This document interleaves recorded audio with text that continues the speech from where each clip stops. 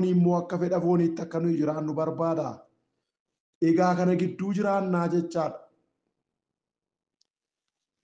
Dubbii Waaqayyoo garuu kan inni nutti himuuf nu barsiisu hafuurichaan geggeeffamnee jiraachuu akka nuyi qabnudha. Hafuurichi hafuura eenyuuti? Hafuura Waaqayyooti. Hafuurri Waaqayyoo yeroo hundumaa isaan geggeeffamnee akka nuyi jiraannu barbaada. Foonni keenya immoo yeroo hundumaa fedha foon keenya akka nuyi raawwannu barbaada. Egaa namni Kiristoos Yesuusitti amane tokko attamitti jiraachuu qaba isa jedhuufi dubbii Waaqayyoo waan dubbatu qaba. Haa ta'u gaa ani garuu hafuuraan geggeeffamaa jiraadhaa malee fedha foonii hin raawwatinaa nan jedha jedhee jalqaba kutaan keenya kun. Kutaa keenya kanaa olitti gaafa laallu Galaatiyaadhuma boqonnaa 5:1 kaanee gaafa laallu waa'ee birmadummaa dubbata. Namni birmaduu ba'e tokko akkamitti jiraachuu akka inni qabu waa'ee isa kanaa dubbata. Birmadummaatti akka isin jiraattaniif Kiristoos birmaduu isin baasee jedha. Lakkoofsa 1 irratti boqonnaa 5:1 irratti. Kanaafis itti jabaadhaa dhaabadhaa deebitanii waanjoo garbummaa jalatti hin qabaminaayii jedha. Erga isa kana dubbatee booddee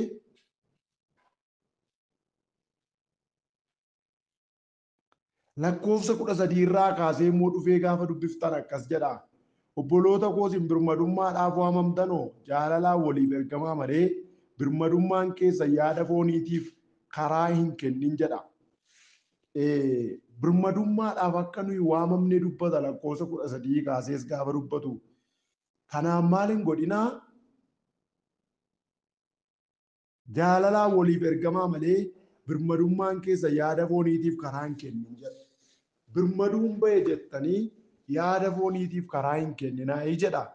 Egaa kutaan kun wal qabatee jira. Lakkoofsa 16 jalqaba irratti dubbise irrattis dhufeeti Phaawulosi ani garuu hafuuraan geggeeffamaa jiraadhaa malee fedha foonii hin raawwatinaa nan jedhaa jedha. Anis mata duree godhadhee kanan irratti dubbadhu hafuuraan geggeeffamanii jiraachuu yookaas hafuura Waaqayyoon geggeeffamanii jiraachuu kan jedhudha. Hafuura Waaqayyoon geggeeffamanii jiraachuu. Boloota koo akkuman jalqaba irratti kaasee ture jireenya dhala namaa keessaa fedha fooniitiif fedha hafuuraatu wal lola. Kan warra kamii keessaa? Kan warra Yesuus Kiristoositti amananii keessaa. Fedhiin hafuuraa yeroo hundumaa akka hafuuraatti akka nuyi jiraannu barbaada. Fedhiin foonii immoo yeroo hundumaa akka fooniitti akka nuyi jiraannu barbaada.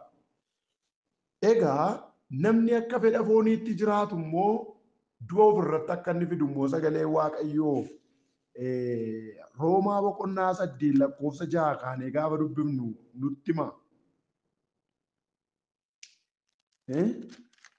Namni gaafa fedha foon isaatiitti yaada isaa hidhee jedhu gara badiisaatti akka inni adeemu dubbii Waaqayyoo sun nutti hima. Ilaa akkas jedha Roomaa boqonnaa 8 lakkoofsa 5 kaanee gaafa dubbifnu akkas jedha. Warri akka fedha fooniitti jiraatan yaada isaanii fedha foonii irra dhaabaniiru. Warri akka fedha hafuuraatti jiraatan garuu waa'ee waan hafuuraa hin yaadu. Waan salphaa miti kun. Warri akka fedha fooniitti jiraatanii yaada isaanii fedha foonii irra dhaabaniiru. Warri akka maaliitti jiraatan? Warri akka fedha fooniitti jiraatan yaada isaanii maalirra dhaabaniiru? Fedha foonii irra dhaabaniiru. Hundeen isaanii wanti isaan hundee godhatanii irratti bu'uureffamanii jiran fedha fooniiti jecha. Warri kam? Warri akka fedha fooniitti jiraatan. Erga kana dubbatee booddee yaada ofii fedha fooniitti dhuuniidha. Du'a hin fida'edha. Kun dubbii murtoodha. Yaada ofii fedha fooniitti dhuun du'a fidaa'edha. Jireenya miti du'a fida. Maal gochuun? Yaada ofii fedha fooniitti dhuun. Waa'ee yaadaa kun salphaa miti. Fakkeenyaaf an amma biyya Itoophiyaa keessa taa'ee biyya isin jirtan keessatti waan isin yaaddan yeroo kana yeroo dubbii Waaqayyoo dhaggeeffattan kana waan isin yaaddan adda baafachuu hin danda'u. Isinis biyya jirtan keessa jiraattanii waan yaade adda baafachuu hin dandeessan. Haa ta'u ani mana koo keessa taa'ee yaada haadha manaa kootii fuula haadha manaa kootiin arguu danda'a malee yeroon taa'ee fuula ishee ilaalutti waan isheen saayitii sana yaadde arguu hin danda'u. Haati manaa koos yeroon fuulumaa fuula bira taa'ee wajjiniin taa'ee misaa buna dhuguu haa ta'u fuula koo argaa jirti malee yeroo sana waanan saayitii sanatti yaadaa jiru keessa kootti arguu hin dandeessu. Kun nama hundumaaf wal qixxeedha. Kana gaafan jedhu yaada Waaqayyoo keessattis namni akkasuma. Waaqayyoo yeroo hundumaa waa'ee yaadaa irratti cimsee dubbata. Yaadni baay'ee murteessaadha. Ilaa yeroo tokko tokko namoonni taa'anii namatti haasa'u yaadni isaanii garuu iddoo biraa jira. Taa'anii nama wajjin haasa'uu danda'u yaadaan garuu iddoo biraa jiru. Akka namni sun yaadaan iddoo biraa jiru namni taa'ee wajjiniin haasa'aa jiru sun arguu hin danda'u. Yaada namaa keessa jiru yaaduma namicha keessa jiru abbaama namichuma sanatu beeka malee namni biraa yaada nama keessa jiru arguu hin danda'u. Maayikirooskooppiin ittiin ogeessonni dhukkuba garaa namaa keessa jiru haa ta'u dhiiga namaa keessa jiru arganii yaada garaa namaa keessa jiru garuu arguu hin danda'an. Bamnim taamir takkaan danda'amu kun waa'ee yaadaa kun baay'ee ulfaataadha. Kanaaf dubbiin Waaqayyoo yaada ofii fedha foonii itti dhuundu'a fide. Yaada laa argitanii qalbii miti yaada. Jireenya miti yaada. Yaadni baay'ee murteessaadha. Waaqayyoo gooftaan maccaanuu na gargaaru. Yaada namaa keessa jiru kan arguu danda'u Waaqayyoon duwwaadha. Yookaas immoo yaada walii kan nu hubannu gaafa walitti himnudha. Maatiin amma gaafa walii wajjiniin jiraannu yaada keessa keenya jiru walitti himneeti walii wajjiniin jiraanna malee kallattiidhaan yaada walii keenya keessa jiru arguun in ulfaata. Walitti himna garuu yaadni koo akkasii ani haadha manaa koo yaadni koo akkasii dhinitti maatii manaa koo akkasii yaadni koo itti natti yaada walii keenya walitti himna. Akkasuma gaafa Waaqayyoon kadhannus yaada garaa keenya keessa jiru sana Waaqayyotti himanna. Yaada nuyi yaadne sana gaafa nuyi dubbannu namni dhagee arga malee nu keessatti ijaan arguun hin danda'amu. Kanaaf obboloota koo yaada garaa ofii kana sirriitti eeggachuun baay'ee barbaachisaadha. Yaada ofii kana eeggachuun baay'ee barbaachisaadha. Eessatti hidhamee jira yaadni kee kan kee? Eessatti hiitee jirtaati yaada kee? Eessatti hidhattee jirta? Yaada kee fedha foonii moo fedha hafuuraatti hidhattee jirtaa laata? Kamitti hidhamee jira yaadni kee? Of ilaaluun baay'ee barbaachisaadha. Waaqayyo gooftaan maccaa nuuna gargaaru. Ilaa akka dhuu sagalee Waaqayyoo yaada ofii fedha hafuuraatti dhuun jedha. Garuu jedha jireenya nagaas hin fida jedha. Yaada ofii fedha fooniitti hidhuuni du'a fida jedha. Yaada ofii fedha hafuuraatti dhuun immoo jireenya nagaas hin fidaa jedha.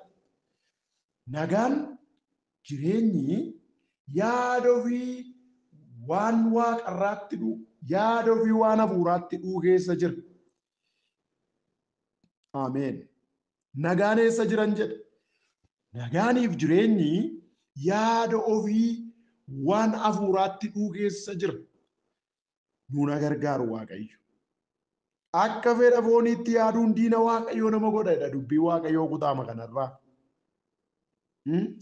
Warra akka fedha fooniitti jiraatan Waaqayyoon garaa ciibsuu hin danda'anidha.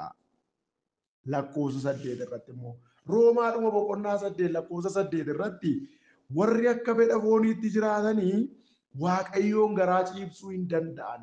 Tasuma hin danda'an. Warra akka fedha fooniitti jiraatan. Mata dureen keenya maalin jedhee hafuura Waaqayyoon geggeeffamanii jiraachuudha. Egaa namni fedha foon isaatiitiin fedha isaatti yaada isaa hidhatee deddeebi'u Waaqayyoon garaa ciibsuu hin danda'u. Ilaa tasuma hin danda'u. Namni yaada isaa fedha fooniitti hidhee jiru hawwii fooniitti, ejjatti, xuraa'ummaatti, halalummaatti, sobatti, namarratti ka'uutti, nama miidhuutti, namarratti dabaa hojjechuutti namni yaada isaa hidhatee jiru Waaqayyoon garaa ciibsuu hin danda'u. Underlined kun wanta jala sararamaadha kun. Ilaarran deebi'a. Namni nama matu, namarratti ka'u, nama miidhu, goleessa isaa irratti hamaa dubbatu, warri ejjan, warri halalummaa raawwatan Waaqayyoon garaa ciibsuu hin danda'an. Hin danda'ani tasuma. Faarfachuu danda'u, lallabuu danda'u, Waaqayyoon garaa ciibsuu hin danda'an. Waaqayyoon garaa ciibsuuniif lallabuun garaagara. Waaqayyoon garaa ciibsuuniif faarfachuun garaagara. Ilaa irra deebi'een dubbadha. Warri biyya lafaa kana keessatti maqaa Waaqayyoo da'oo godhatanii dhaloota saaman, warri maqaa Waaqayyoo da'oo godhatanii sobaa oolan, raajonni sobaa, barsiisonni sobaa, warri addunyaa keenya kana keessatti wangeela da'oo godhatanii dhaloota saamaa oolan Waaqayyoon garaan ciibsuu hin danda'an.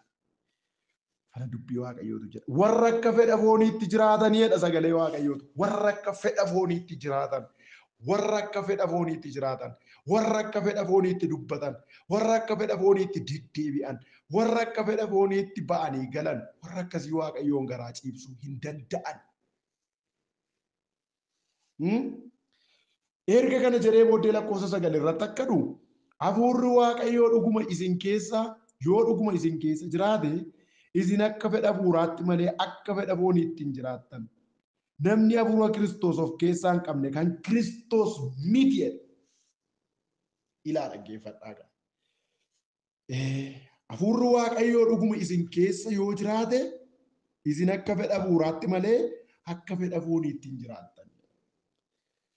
Akka fedha hafuuraatti malee akka fedha fooniitti maal hin taatan hin jiraattan yoo maal ta'e yoo dhuguma hafuurri Waaqayyoo isin keessa jiraate. Waa'een hafuuraa kun, waa'een jireenya hafuuraa jiraachuu kun, hafuuraan geggeeffamanii jiraachuu kun wanta salphaa miti. Yoo dhuguma hafuurri Waaqayyoo isin keessa jiraateedha sagaleen kun. Isin akka fedha hafuuraatti malee akka fedha fooniitti hin jiraattan. Yoo dhuguma hafuurri Waaqayyoo isin keessa. Nama baay'ee mee obboloota koo maal abaluu tajaajilaadha miti maaliif akka godhaa jettu miti. Lakki. Hafuurri Waaqayyoo keessa isaan jiru. Namni hafuurri Waaqayyoo keessa isaa jiru akka fedha hafuuraatti jiraata. Warri fedha fooniitiin keessi isaanii manca'ee jiru hafuurri fooniitti galee kan jiru. Jibbitti galee kan jiru, hamminni itti galee kan jiru immoo hafuura Waaqayyoo of keessaa hin qaban. Warri hafuura Waaqayyoo of keessaa qabanii akka fedha hafuuraatti jiraatu. Haa ta'u gaa walumaa galaa hafuura Waaqayyootiin geggeeffamanii jiraachuutu jireenyatti nama geessa malee akka fedha fooniitti jiraachuun jireenyatti nama hin geessu. Du'atti nama geessa akka fedha fooniitti jiraachuun. Haa ta'u gaa gara mata duree keenyaatti qabxiiwwan gaggabaaboo ilaallee gara xumuruutti gaafa deemnu hafuura Waaqayyoon geggeeffamanii jiraachuu. Attamitti hafuura Waaqayyootiin geggeeffamnee jiraachuu dandeenya? Attamitti danda'ama kun? Attamitti danda'ama? Fedha hafuuraa duukaa buunee fedha foonii gannee jiraachuun akkamitti danda'ama? Yaada fooniitti yaada keenya hinnee yaada hafuuraatti dhabnee jiraachuun attamitti danda'ama? Attamitti hafuura kanaan geggeeffamuu dandeenya? Hafuura Waaqayyootiin. Hafuura jireenyatti nama geessu. Hafuura jireenya bara baraa dhaala godhee namaa kennu. Hafuura Waaqayyootiin attamitti geggeeffamnee jiraachuu dandeenya? Attamitti danda'ama kun? Tokko of dhiisuudhaan danda'ama. Of dhiisuu. Ofiidhuma keenya dhiisuu. Yeroo baay'ee rakkoon keenya inni guddaan, rakkoon saba keenyaa inni guddaan aayi ishee jettuudha. Yookaas ani ishee jettuudha. Inee ishee jettuudha. Afaanota sadaniin. Aayiin kun salphaa miti.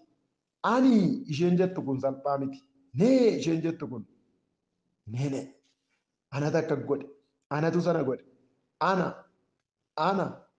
ana ay isheen jettu kun salphaa miti. Kufaatii keessatti dhaloota keenya kan naqe isa kanaadha. Anatu akka godhe malee nuti akkas godhe jechuun barbaadu dhaloonni bara keenya. Anatu kana qajeelche anatu sana akka godhe ammammaa keessa ba'anii iyyuu tajaajiltoonni bara keenyaa irraa kana koonfireensii iddoo akkasii deemee lafatti gadi ishee naqee galee seexana jedhu. Ana akkas godheen galee kan waaqayyoo fuudhanii kan isaanii godhatanii ulfina waaqayyoof malu fuudhanii kan isaanii godhataniiti. Iddoo akkasii deemeen akkas godheen galee ana akkas godheen deebi'ee ana achi dhaqeenii seexana kumaataman lafatti gad naqee galee ana achi deemee tan akkasitti tajaajilee galee ani isheen jettu kun salphaa miti. Yeroo baay'ee kufaatiitti kan nama geessu kana. Namni keenya rakkoon isaa inni guddaan of dhiisuu hin danda'u. Of dhiisuu.